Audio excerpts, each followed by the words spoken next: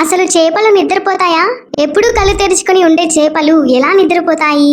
చేపలు మనుషుల్లాగానే నిద్రపోతాయి, కానీ అవి మనలాగా గాఢ నిద్రలోకి వెళ్ళవు. కేవలం విశ్రాంతి స్థితిలో ఉంటాయి. చేపలకు కనురెప్పలు ఉండవు కాబట్టి అవి కళ్ళు మూసుకోవు. ఎప్పుడు చూసినా కళ్ళు తెరిచే ఉన్నట్లు కనిపిస్తాయి. కొన్ని చేపలు పగటి వేళ నిద్రిస్తే మరి కొన్ని చేపలు రాత్రి వేళలో నిద్రిస్తాయి. చేపలు మనుషుల్లాగా కలలు కనలేవు.